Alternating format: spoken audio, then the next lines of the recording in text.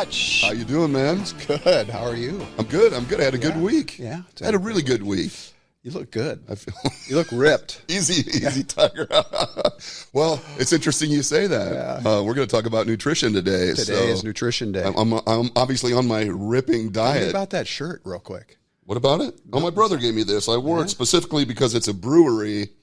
I thought if we're going to talk about nutrition, we should talk about alcohol. Talk about alcohol. Somewhere in there, and what our relationship with alcohol is. Love it. I want to hear what you're listening to. I'm just throwing you a curveball. Podcast or just music? Both. Yeah, go. You know, I got a little of each. Yeah. I have been listening to the Yacht Music channel. The Yacht You know music Yacht channel. Music? Yeah, I love Yacht music. like on Spotify or whatever, the Christopher Cross. Yeah. You name it, that genre of music. So good. I love that music. Yeah, chill. It is really, it is. And it's background? very reminiscent, man. Yeah. It just reminds me of the day. You know, which I enjoyed back when so we much. were someone. When we used to be somebody. Well, you're still somebody because I drop your name and people stop and look. You know Mark Hasebrook? Oh yeah, sure. I get that a lot. Yeah, and it's like, why? Yeah, it's like, why do you know him? Right, exactly. I was thinking of you because you remember Grand Funk Railroad? Of course I do, man. Some Kind of Wonderful was the song that came on. Totally. And I was like, man, the bass line on this song is powerful. You don't hear stuff like that anymore. There is so we're talking about, I was going to get into some of these like health and fitness podcasts. I've been listening to a lot of stuff about mitochondria. Yeah. So we're going to talk in more detail about that at some point. But I listened to Rick Beato. Do you know who Rick Beato is? No. He's a music producer that has a YouTube channel that he breaks out. He goes, what makes this song great? Oh, really? And he will break out the different musicians and the music. He gets really in depth. He's very knowledgeable, and he's also a musician, so he can play parts. But he was playing a Christopher Cross song, and the theme was one of the greatest guitar players that you don't know, and he played a Christopher Cross song, and the lead guitar part was so subdued.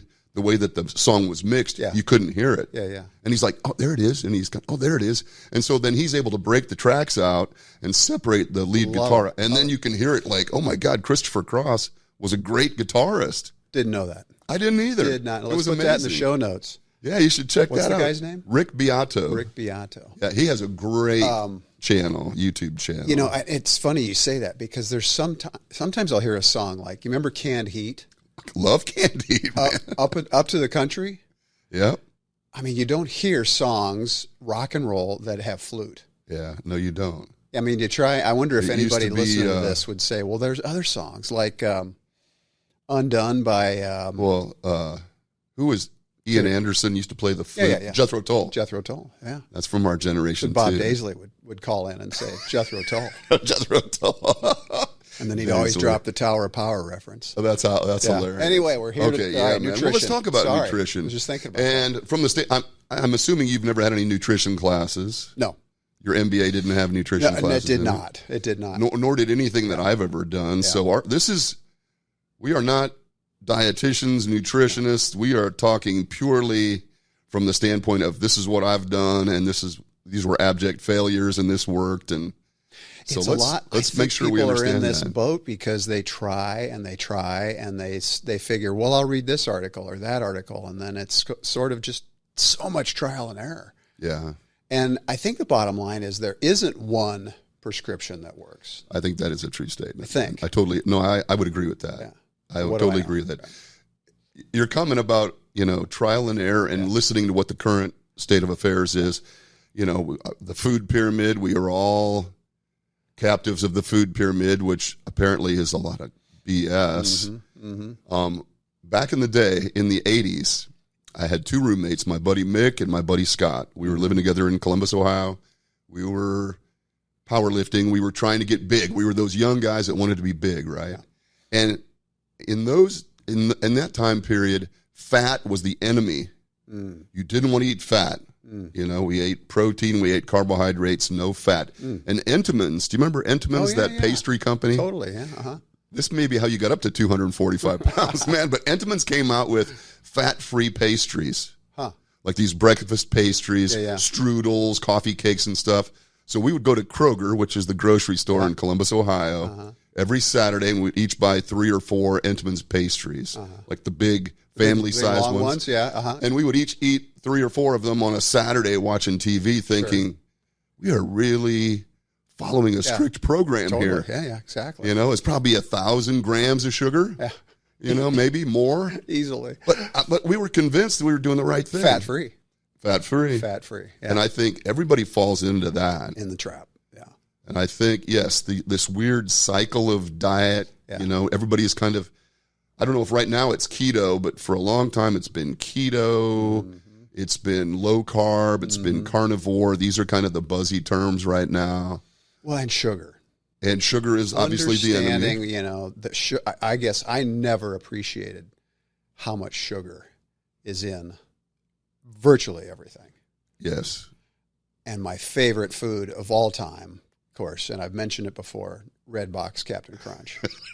So you look at the label, and it says, if I'm not mistaken, one serving is 220 calories. And one serving is 3 And so you kind of go, something. well, I mean, if I'm eating 2,000 calories a day, that's 10%. Right. And so, but if you maybe peel it back a little bit, there's something like 40 grams of sugar in that. And the one serving is a cup. And it's not even as much as that. Right. Have you ever poured out a cup of cereal? Oh, hell no, man. I pour it into a mixing bowl. You pour a cup and you kind of go, that's it? That's all I get? This is my serving? Yeah. And so the average serving is more like half a box. Exactly. It's totally true, man. And so we can talk about reading labels and stuff and give some insights into that. But what I really want to know is, you know, when you had that self-realization that I'm a big pile of goo, and you started the journey to this lean, trim, svelte, sexy 172, man. I got to tell you. Having you say sexy, it makes me just a little uncomfortable. Sorry, man. Yeah. I'll just stop, put your legs. I'll stop manscaping or mansplaining or whatever. But yes, I'm sorry. I didn't mean to make you uncomfortable. No. But that's the way. But how did you? I mean, it's obviously been that was college, and we are long past college. But what is the basic of your diet? What is it that you eat? I mean, we talked a little bit about calorie deficits and things. The bottom line, I think there is some truth to, if you want to lose weight, you need to get into a calorie deficit based on your metabolism. Yeah, and if you want to gain weight, you got to. Yeah, then you have to add more, but you have to add more of the right stuff. You know. But this is the point, right? Eating 2,000 calories of Snickers bars is different than eating 2,000 calories of lean protein and vegetables. You know, and you mentioning the food pyramid. So you go to that because to me, I just started at the basics. Like, well, what do I don't even know how many calories to cut out. I don't know how to cut it out. I don't even know what to eat, frankly. Mm-hmm. And so it was kind of a blank slate. So let's just start from scratch. And so much experimentation. Yeah, no doubt. But you're right. The lightning bolt for me was sitting there saying, okay, I think it's about 2,000 calories a day that I need to be at. Yeah, I mean, to sustain. Right. To be where I am. Maybe it's 2,200. I don't know. I was just throwing. But it's a shot in the dark. I mean, how do you know? But I was reading an article, and it said if you truly want to lose weight, 1 pound of fat is 3,500 calories. And I'd never had really the math explained to me that way. Mm-hmm. And I thought, well, that sounds like a lot. And so if you want to lose a pound, you have to somehow have a deficit of the 3,500 calories, yeah. On a consistent basis. And so if you kind of do the West Side math here, for me, it was sort of, okay, over a 1 month period, what does that mean if you break it down every day? And it's about 200 calorie deficit. Every day. Every day. Yeah.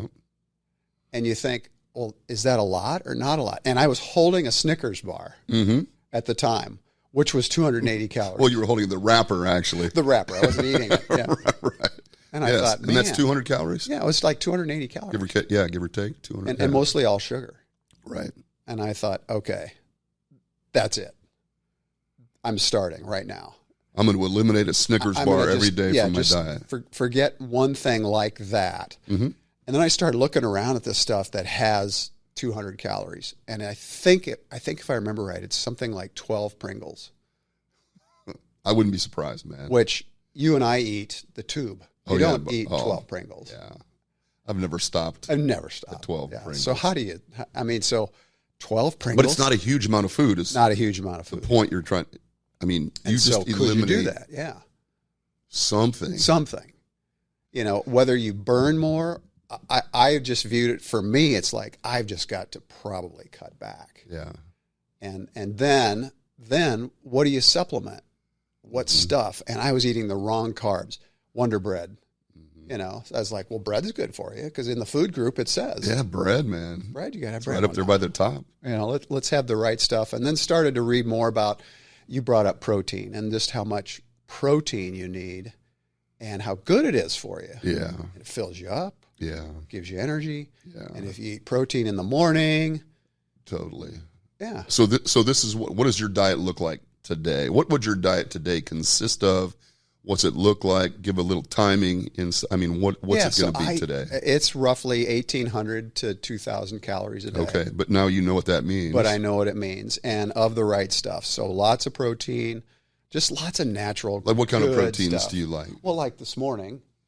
Well, what do you got there, man? I've got some props. Okay. I had one of these, OWYN, only what you need.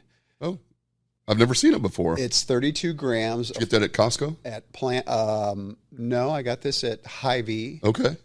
Where there's a helpful smile in every aisle. Yes, usually right behind you. Yeah. But that's because they're a little suspicious of me. It's 200 calories. How much protein in that thing? And 32 grams of 32 grams. And it's plant protein, so it's pretty clean. There's no sugar. There's 3 grams of fiber. Okay. Try and get 30 grams a day of fiber. Yeah. And so I've become a lot more conscious of just what this little thing, the label, means, because you get in there and kind of look at it, and some of these have 14 grams of added sugars. This is what I look at a label, man. Yeah. The added sugar. That's the first thing my eyes gravitate to. How much added sugar, and then how much total sugar. Yeah. There would be sugar inherently present in the material or whatever that food is sometimes. And then in America, we add a bunch of sugar because we all have to have it really sweet and tasty. Yeah. You don't find that apparently overseas. I've never traveled overseas, but if you go to Europe or something, they don't pack a bunch of sugar into this stuff. We've just been conditioned to that, and the fats and the bad oils and the stuff. I didn't know much about those oils than how much has been just processed into food with the seed oils, which I was like, well, oil's oil. It's not that big a deal, but it actually is kind of bad. That's my understanding too. Some of those oils are really bad for you. Yeah. The way that you metabolize them and what they're used for in your body, they're just not great for you. And it's not, again, what do we know is what we always keep saying, but it's sort of when you find a recipe that works for you. Exactly. Then I try and just stay with it. So you're 6'2", 172 pounds, give or take on any given day. Any given day. And you're getting about 1,800 to 2,000 calories a day, and that's a maintenance. That's a maintenance calorie for you. I'm right there. You will stay right where you want to be. Stay there, and and try and work out 6 days a week. And so you have a high exercise amount. Relative to me, you exercise a lot more than me. Mine's more, lots of zone 2 cardio. Explain what that means. Just, getting it in conversational. So, if you're riding a bike or if it's treadmill or you're outside running or it's something that you can converse, it's just a little bit uncomfortable. Mm-hmm. And then you just sustain in that zone. So you're not doing high intensity interval training every single day. Right. It's just let's get it up there, and then you sustain that and do that for 30 to 45 minutes. For me, that works. And how many times a week are you doing that? Usually 4 times a week, and then I try and do some sort of strength training twice a week. Okay. Now, my strength training versus yours, which I want to hear about, is more high repetition. Yeah. Not heavy weight. No, it shouldn't be at this point. Yeah, I totally There's agree. a program called Les Mills Body Pump, which we'll put in the notes. Okay. A reference. It's great. It's great for me. Are you able to do that at home? Yeah. I just do it all at home. Okay. Yeah. Very good. And then there's always one day of rest. And you play hockey. I play hockey a couple times a week. And that's at night. That's probably almost more of a high intensity thing because it's sprint, coast, sprint, coast. Right. And then sit. And then slide on your ass down the ice when some young guy checks you into the boards. Yeah. And it's becoming a faster league, and I'm slower and slower, but still. Yeah. I wear my my Apple Watch during these hockey games, and it's crazy how, your heart rate, you're warming up, it's in the 70s, and it gets into the 80s, and then you're kind of consistently, up around 120, and then there will be spikes for 30 seconds, 170 to 180, and then what's really important, I'm reading more about, and maybe and we're going to have a couple of guests on that are going to help us with this heart rate recovery. This refractory period where you come back down. Yeah, that I didn't know anything really about that. And how important it is, how fast your heart can recover from, a stress. A really heavy workout of some kind. That is an interesting phenomenon. Yeah. And I am slow to recover. But in part because of the way I train. I don't train very well for that kind of thing. Yeah. I need to improve. That's one of my goals from this experience is to improve on that. And I'm hoping that I can be guilted into it by hearing that you're doing it 6 times a week and I'm doing it 6 times a year. So let's get back to the protein, man. Protein, there it is. This is 32 grams of protein. How much protein are you trying to get on a daily basis? 170 grams. One gram of protein for every pound that I weigh. So, isn't that interesting? Yeah. And because that number's been all over the board, man. They've been, 1 gram of protein per kilogram of body weight and all this other crap. I'm with you. I am 1 per 1. Yeah. Okay. 1 gram per pound. That is and for me at 230, that's a lot of protein, and I rarely get there. Yeah.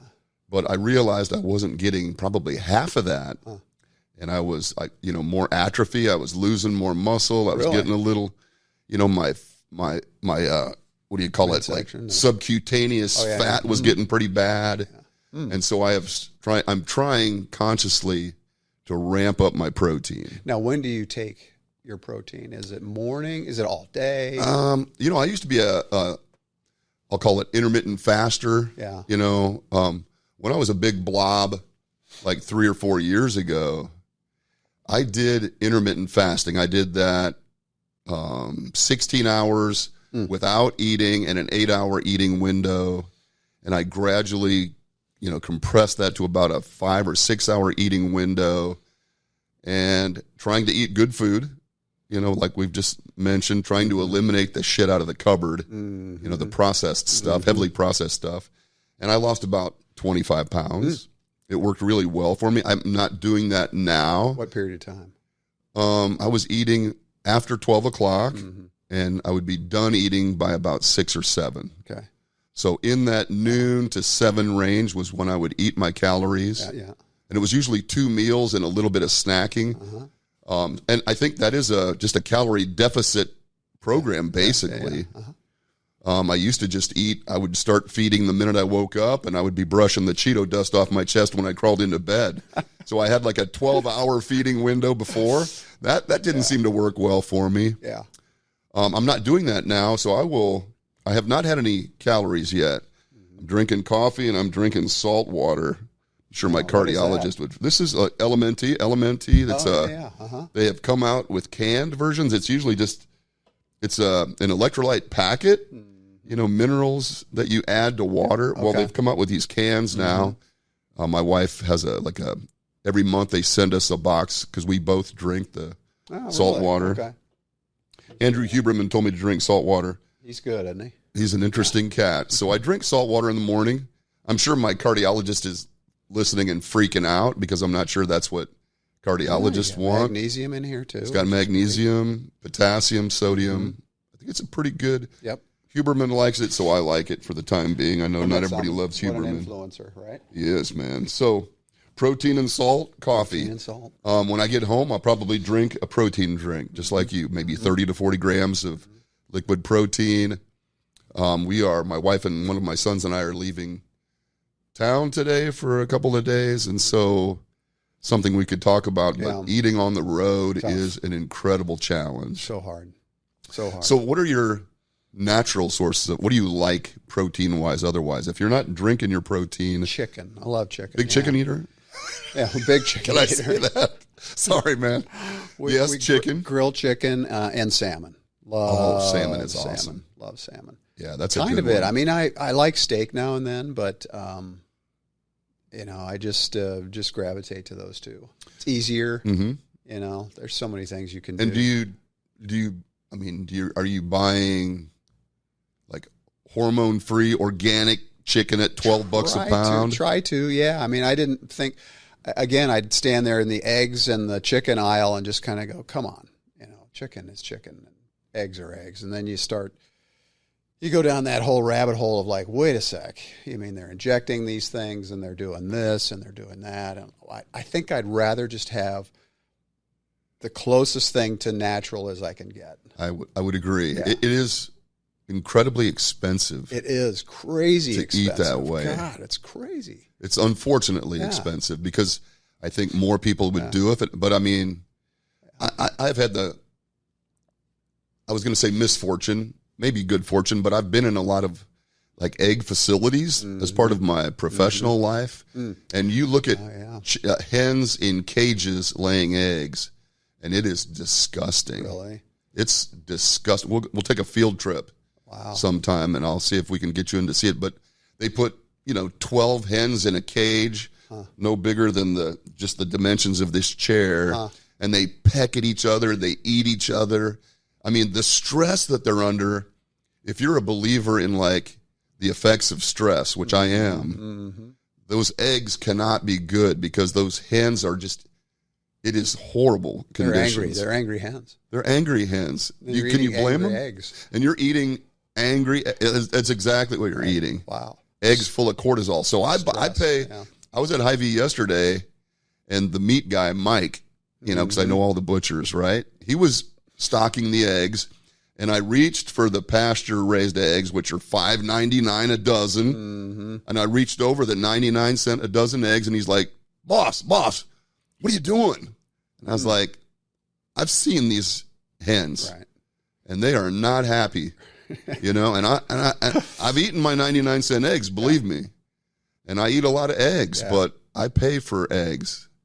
Got to. I think it makes a difference. And I mean, who knows if it's the placebo effect of eating better like that, but over time, I think you do notice a difference. There's no doubt. I hope so. Yeah. I think I can always rationalize it. You eat chicken, eggs, and I eat a lot. I eat all kinds of protein. Yeah. I love salmon. I don't cook salmon very well. Maybe we can do a show on cooking at some point. Yeah. How do you make this stuff palatable? Absolutely, yeah. I'm a big cast iron skillet guy, but I'm sure my iron levels in my body are off the charts because I cook everything in cast iron. I don't know. We got a cast iron skillet, and I can't get anything to not stick to it.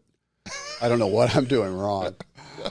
It's like we'll do a cast iron skillet cooking show. But yeah, I mean, I think Costco has some of the best. As far as just really good, pure. Costco is great. You got to search, but they really do. They have, but I do eat a lot of red meat, and I don't know if that will come back to haunt me or not.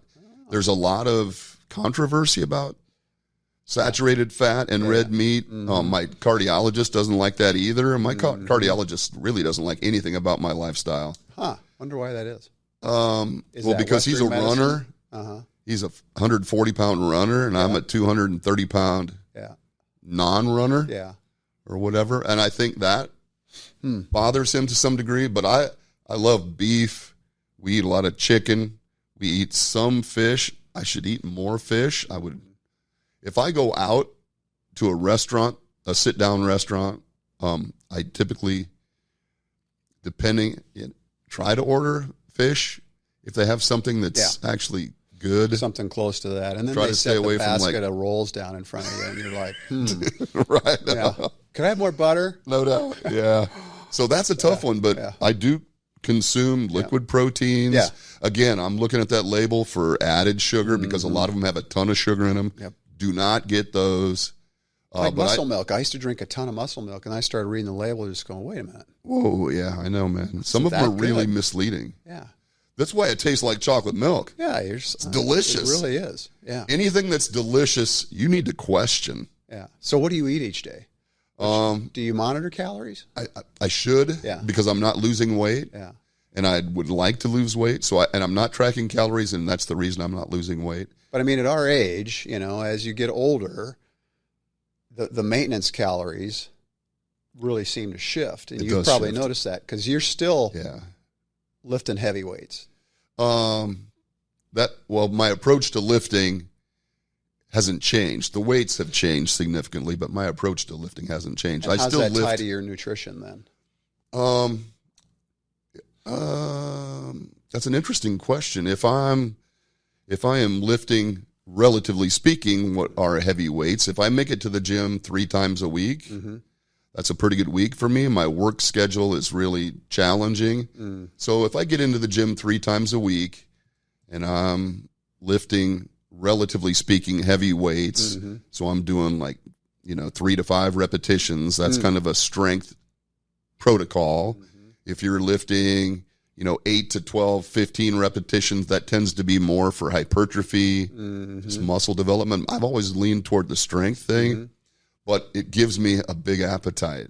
So 3 to 5 reps, and that's of 80% of max, or somewhere in that range. Yes, that's exactly right. It would be at a percentage of max that is pretty high. Yeah. So in that 75 to 85. Maybe even dabbling up in the 90s. And 3 sets or 4 sets? It varies, but I think 3 to 5 sets is pretty traditional. Right now I've got a different breakout, but not a ton of volume. I don't do a ton of volume like what you've described. That's amazing. That's completely opposite of what I do. But I should. No, I don't know. But you like it. It's what I'm familiar with, right? I always fall back to what I'm familiar with. Yeah. And I am not familiar with cardio. So if you do that 3 times a week, you need a day off in between. Most definitely. Yeah. And my back is my limiting factor. In between? Typically walk. Yeah. So I used to do walking. Old man martial arts. What's that mean?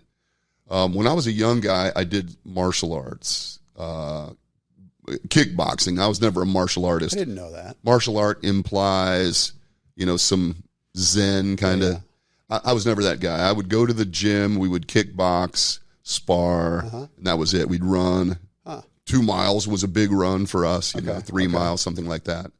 I do old man martial arts now with my buddy Aaron Cerrone. Mid-America Martial Arts, great guy, great facility. But old man martial arts is when you come in and the instructor holds the pads for you, and you just punch and kick the pads, and he tells you you're still a badass, but he tries to keep you away from the young guys because they would kill you. Right. Right. So you can spar with other old guys, and you're like, oh, yeah, I'm still doing it, man. Yeah.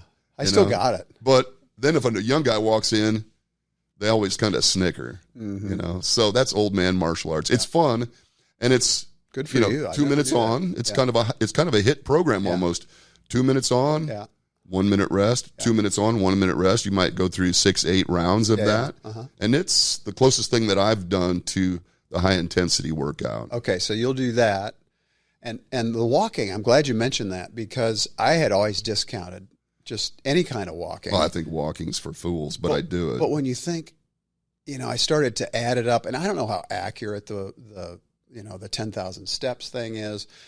It's an objective. It's a goal. For some people, it's like, I'm going to do 1,000 steps today. Then go for it. But I realized that if I parked far away or did some of those things, I'm burning an extra 100 calories. Every day. And then you're like, wait a sec. All I need to do is 200 calories a day to lose weight. And my objective... You're doing math again. I'm doing math, and it's all fake math. No, you're right. This is absolutely true. Wait a sec. I just have to walk a little bit further. And it truly does work. Now, I think in the spring and the summer, we're all more active. You're outside. You're doing stuff. Whether it's garden or mowing the lawn or playing golf or what have you, you're at least burning. Yeah, moving. Movement is important. Yeah, exactly. And so anyway, I'm sorry. No, you're walking. And I think walking, my wife moves all the time. Mm-hmm. She runs, Mm-hmm. she walks, she does Pilates, she exercises, she goes to the gym. She moves constantly, which to some degree guilts me into walking. Mm-hmm. You know, she'll ask me, do you want to take a walk? Well, back in the day, I thought walking was for losers. And in fact, when I was trying to gain weight, you know, when I was a scrawny guy trying to get big, I was trying to conserve calories. Yeah.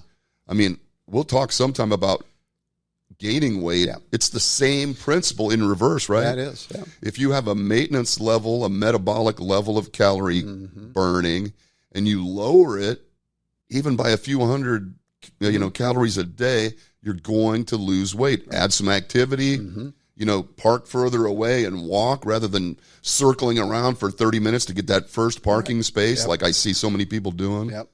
Like you, I intentionally park away and walk. Take the stairs, right? I didn't love walking. But you were trying to put on weight when you were younger. I was trying to gain weight then, but Did now, that probably give you a little bit of insight into really how to sustain? without question. Yeah.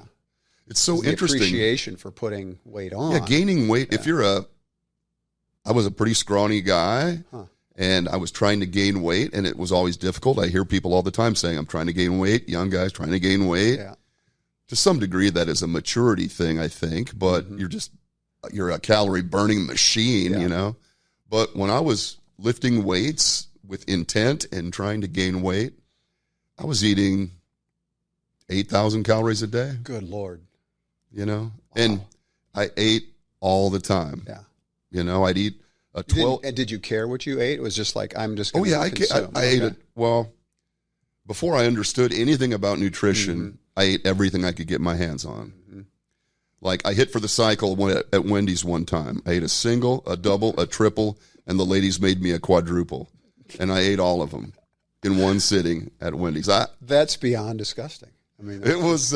but what an achievement. But trying to gain weight is to some degree more difficult than trying to lose weight, because you eliminate 200, 300 calories a day consistently and eat good, wholesome food, you're gonna lose weight. Yeah. Gaining weight, I would eat a quart of ice cream every night. You know, I would eat probably 4 to 6 chicken breasts, potatoes. I mean, you were committed. You were overachiever. I was committed. Yeah. It wasn't just interest. It's like that whole chicken and the pig thing that you were mentioning. Right. Yep. You know, the chicken is interested in breakfast, lays an egg. Yeah. The pig is committed. The bacon is committed to the breakfast, man. True. And you're committed. You were like, I'm going to do this. I wanted to gain weight. And I think for a lot of people, there is one of those moments in their life. They're like, this is it. I mean, I'm not going to just read about this, and I'm not going to talk about it anymore. I'm going to do it. Sometimes it's something tips you over, you know, and there has to be a mental switch. You're right, man. Versus, well, that'd be kind of interesting. Someday I'm going to do that. No, you are absolutely right. And it's like, I'm sitting there with the Snickers and I'm reading this thing and I'm just like, what am I doing? Okay. Connection, fat. Yeah. I'm going to lose it. That was it. Like, okay, this is it. I mean, for you to commit to putting on the weight, I'd have to agree with you, because then you're, am I consuming the right stuff? Am I doing it the right way? Am I at the right time of day and all of that? Mm-hmm. And now at our age, boy, you know, adding an additional 500 calories here and there. Yeah. It's okay to do. Let's not get crazy here. Neither of us is nutty about, No. oh my God, I've got, you know, to sprinkle one more little gram of salt on here. No. I don't do that just like, anymore. let's live our lives, but it's sort of, how does the next 30 years look for us? Yeah. And well, I think there's a lot of evidence to suggest that decreasing your calorie consumption is a component of longevity. Mm-hmm. You know, if you read the Blue Zone and you talk about some of these small populations of peoples that live long, healthy lives, you know, there are some very common factors. And one of them is they just don't overeat. Mm-hmm. You know, they just don't overeat. And I am an overeater. I still overeat. I don't have a really healthy relationship with food, man. Is it a struggle? It is a struggle for me. It has always been a struggle because, unfortunately, I love fast food. I love sweets. I love all that crap that's no good for you. Mm-hmm. Everything in the cupboard, I love. Is there anything in the cupboard that's good for you? Maybe if you have some macadamias or some nuts or something. But other than that, everything that lives in the cupboard is probably not good for you. It's that whole middle of the grocery store kind of thing. Yeah. That's it. Describe that, man. I mean, everybody's heard this description, but it is true. It's just stick to the outer aisles for the most part. Mm-hmm. And you got that's where the fruits, produce, and the vegetables, and you got your meats, you got your dairy, like milk and eggs and things like that. And then everything in the middle is all just manufactured. It's just processed manufactured crap. I mean, there's obviously good stuff in there, but you got to really look for it. Got to look for it. You got to really look for it. Like, pick one thing in the middle aisles that you eat that is good for you. Like, I love olives, and olives tend to be in the middle. Yeah. And so I eat black olives, green olives, Kalamata olives. I love olives. So canned green beans, for some reason, I like those. Those are in the middle. My dog loves those too. Well, we have a lot in common. So true. My dog Chuck loves green beans, man. Well, Chuck and I are on the same wavelenth when it comes to that. Yeah, but he wishes he was as slender as you. Chuck's a pig. Dave's Killer Bread. I think I've mentioned that before, but that's a good bread in moderation, but it doesn't have any sugars. It doesn't have anything processed. It's good high grain. You ever tried that Ezekiel bread or some of that sprouted breads and stuff? It's like drywall. I don't like it, but I mean, it is some a different people really consistency. Swear by it. You know? Yeah. Well, if you put enough jelly on it, it's pretty good. You know. What do you eat for carbs? That's it. So we've talked about protein. Mm-hmm. Now, do you consume like specific carbs? Are you like one ingredient? I eat potatoes. I eat sweet potatoes. I eat baked potatoes. That's kind of it. Okay. I'm not a big carb. Do you like cruciferous vegetables, broccoli? It's a big word. Thank you. Yeah. I had to think about it for a while. And even said it right. Wow, I'm so impressed. Brussels sprouts. Yeah, love Brussels sprouts. Asparagus, cauliflower, those kind of things. Absolutely, yeah. Love those. Yes, I do too. Throw them in the pan and sprinkle some. Do you know what MCT oil is? Brother, I've been doing that for 35 years. Have you really? 35 I just learned about it. Did you? I put it in my coffee in the morning with you make that bulletproof espresso. Oh, it's good stuff. No wonder you're soaring when you walk in here. Have you had it today already? I had it today. Yeah. Oh my goodness, good for you. Stuff. But MCT oil, I've been cooking with it. Medium chain triglycerides. Yeah. So explain it, because I don't really know that much about it other than just reading about bulletproof, and I thought maybe this is good to cook with. Well, this started for me back in the 80s because MCT oil, there was a product called Captri, which is 8-carbon triglyceride. You know, on triglycerides, you got this glycerol molecule and these fatty acid chains or whatever. And so the length of that triglyceride molecule, 8, 10, 12 carbon, we don't want to get into chemistry necessarily, but like some triglycerides are long chain and that's a different fat altogether. But medium chain triglycerides this was a bodybuilding product. When you would bodybuilders would carb deplete before a contest or something, they would increase this MCT component to their diet, so they would still have energy to train and they would still have like useful nutrients. They metabolize differently. You know, I don't know if they don't go to your liver. Please don't quote me on this, or they do go to your liver. I don't know exactly what it is, but MCTs have been shown to have a lot of other health benefits, like neuro benefits, in addition to like just the leaning out bodybuilding. So there was a guy named John Perillo in Cincinnati, Ohio, that started packaging Captri, which was C8 chain MCTs. I'm saying yes, like I understand everything you're saying. Yeah, man. Inside, are you starting to fall asleep? But what is he saying? I'm a believer. I take MCTs every day. Know that. And you put them in your coffee. Yeah. That's a bulletproof coffee trick. That Dave Asprey guy. Yeah, exactly. He would put like a little bit of butter, like good butter, not shit butter. Irish butter. Good Irish butter, and a little bit of MCT. And you don't want to overdo the MCTs because they can really mess up your gut. Really? Like you start pouring MCTs, you're going to be in the bathroom all day. So you should be careful. Maybe a teaspoon at a time. But you put that in your coffee. Do you put it in a blender, like a Yeah, you should. I don't. You just mix it? I just mix it as much as I can, and then like just a pinch of salt. A little bit of like Himalayan salt or something. Exactly. Oh, dude, you are there. We are on the wavelength. This is awesome. And it brings out the flavor, but also gives you, much like Elementi, it gives you the sodium that you need before you work out. No kidding. Yeah, and then I'm totally impressed. Again, all from reading stuff.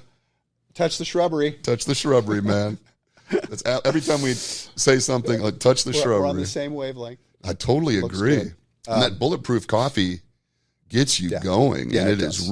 My understanding is it's really good for you. It tastes good, but it's also, I think, it's got some energy. I've enjoyed the benefit of it. Yes. Now I have tried the pre-workout drinks and stuff like that. Don't like them. Don't agree with me. Just too much. A lot of sugar in them, and they've got a bunch of caffeine. Oftentimes, it's just too much for me. Now, I mean, there's some people, in their 20s and 30s. They swear by pre-workout. I do not do a pre-workout. Don't you? Okay. I used to. Yeah. NO Explode. Yeah. There was a product called NO Explode, and I would do that before workouts, and I could just start shaking and, sweating. It's scary stuff. But old men with heart conditions, which we both apparently have. We're going to talk next week about, right? Yeah, next week is our AFib episode. Yeah. It'll be fascinating. You don't need that stuff to throw your heart irregularly. I mean, if you're going to work out the right way. Yes. I mean, why I think a little bit of caffeine or the bulletproof coffee, maybe a little bit of protein or something. It doesn't cause that big like blood sugar spike necessarily either because the MCTs and the butter, that Irish butter, that Kerrygold or whatever it is. That's what I get. It doesn't blast your glucose up. That's good stuff. There's really a zillion different butters out there, but and you kind of go, well, butter's butter. Back to that whole conversation, but it's kind of not. And if you get the pure butter, and Kerry makes the best, I think. That's what I've got in my fridge, man. Yeah, and it's God. I mean, it used to be what, like $2.99. Then it was like became popular. $3.99, and it's $5.99, and what is it now? Like $7-8 bucks. Well, you have to buy it on sale, man. I mean, and this is an atrocity that eating well is so expensive. Yeah, exactly. It truly is an atrocity. It's like, we'll get in trouble for this, but I get on Southwest Airlines and I'm sit down, and here comes this lady, and she's easily 500 pounds and sits next to me, of course, and gets the seatbelt extender. Plus, Southwest now grants an extra seat to fat people. And she doesn't have to pay for it. Yeah. And so the guy working his ass off to maintain his health and, to kind of just be semi-normal. Now you're sitting like this. I'm sitting here touching her fat, and then I'm just like, what's wrong with this picture? We're rewarding this? Yeah. I mean, the guy who should be rewarded is me. I should get the whole damn row with a pillow, and I should bring me a drink, damn it. Yeah. Right now. Oh my God! But nevertheless, you're right. I mean, eating healthy is expensive. It is expensive. It's unfortunate, and I do see people in the store making food choices that I wouldn't make. Yeah. And I'm not, man. I'm an 80-20 guy. Yeah. If I can eat right 80% of the time, and I might diverge 20% of the time, I'm pretty happy. Yeah. It's not 100% of the time. I used to be a big cheat day guy. Have you ever been a cheat day guy? Yeah. Still like I would try to 6 days a week. I would eat right, and then maybe Saturday night or whatever, I'd go eat pizza or whatever I wanted, or I'd have dessert, or I might even drink alcohol or something. That's a whole nother subject we could talk about, the alcohol consumption. Yeah, so many calories. You're right, and you can't go through life just like, oh, I feel horrible. For me, it's just a choice, and I know there's a lot of people that way. That's like, well, I will have a cheat day. They will. And you feel the next morning you wake up just going, and you feel like shit. Oh my God, what did I do? When you blast yourself like that, I used to. It's a chain reaction. Saturday was my cheat day, and I was notorious for I'd go get 3 or 4 apple fritters first thing in the morning, a couple of egg muffins out of McDonald's, and then I'd go to the gym. Yeah. And I'd still have like glaze on my face from the apple fritters. I'd walk in the gym, those guys go, cheat day, Fletch? And I'd go, what makes you say that? It's not, I was never a cocaine guy. I was an apple fritter guy, Still have crumbs on my shirt. Yeah. But But the consequence of that, Yeah. the feeling that I've given up cheat days, intended cheat days. Sometimes, hey, we're having a celebration, I'll have a piece of cake, right? I mean, birthday, I'll have a piece of cake. Totally, yeah. But I used to have intentional cheat days, but I felt so horrible the next day. Yeah, the I reward don't isn't snap there. back like. So I've given up on cheat days. Yeah. The reward used to be, that was fun. Right. But the next day, at least for me, it's a shock to the system. It's like a hangover. Like, what are you doing? You drink too much. I'm a 2-drink limit guy now. Yeah. And that is at the instruction of my cardiologist. Really? And like 1 to 2 days a week. But are they this big?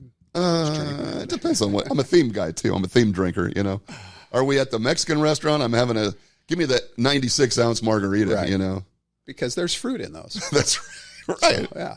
It's got to be good for you, right? Yeah, I mean, life is all celebrations too, So and It seems to be the minute I start can't ignore focusing, that. there's a celebration. Yeah. That's okay. To me, it's like I don't look down my nose at anybody for that. Yeah. It's just so. I mean, wrapping it up, it's sort of like maintaining and enjoying, and to me, it's longevity. We're part of that silver tsunami, they call it, that the next 25, 35, 40 years, our life expectancy is way beyond that of our parents, right? And nearly double our grandparents or great-grandparents. Yes. And so let's do everything we can to maybe, be there and be that person who's just healthy. We will be talking about things like dementia, and, I don't want to be afraid of that if it happens. And I don't want to be a burden to my kids either. No, I agree. Where they're like, oh, God, you got to go take care of Dad. And Who's got to take care of Dad this week? He's talking about the swim meet, It's like no, Dad. Am I up next? When's my race?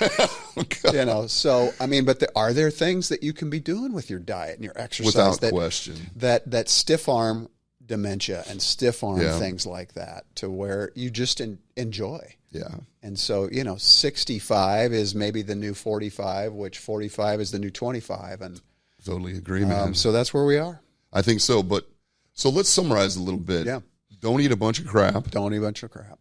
If you're trying to lose weight, maybe cut back a little bit. I mean, if you can increase your protein, maybe by even one of these drinks, 30 grams a day might really make a difference. Yeah. Put this in and eliminate 1 or 2 things out of the cupboard. Yeah, you look at a peanut butter sandwich, you're like, well, I'll have 2 pieces of bread and peanut butter and jelly.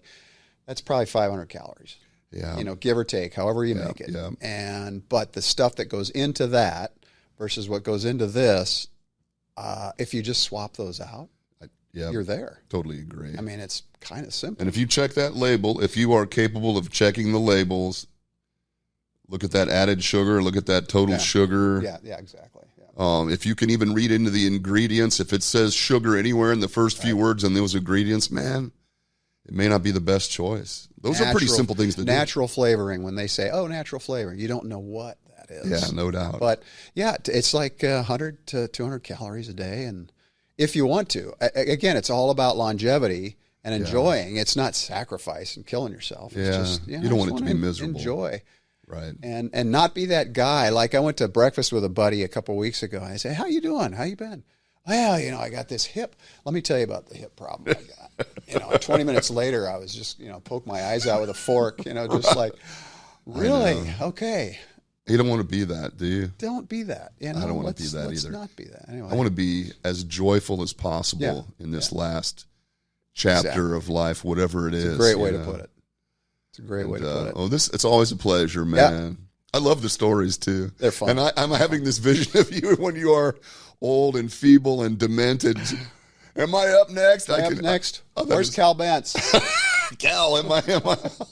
That is so funny, man. It's good stuff. Anyway, have a good week, everybody. We're going to be talking about hearts in a week. In 2 weeks. 2 weeks, yeah. 2 weeks. We got a really interesting show about AFib, something that I think is really common. Way more common than I think. And not talked about very much. It's kind of something that's always been kept a little bit. Like, you're dying. Yeah. Well, I don't know. A lot of people live with AFib and have it and don't realize it, or realize it and don't do anything about it. And so we're going to have a guy on that's going to to help us kind of demystify it and kind of correlate it all back to nutrition and diet and life. He's a believer. He's a true believer like us, man. He's doing it. He's a Hase&Fletch disciple. He is. Yeah. I'm sure if he isn't, he will be. He will be. Always good to see you, man. Yeah, you too, Fletch. Have a good weekend. All right, we'll see you. Thanks, everybody.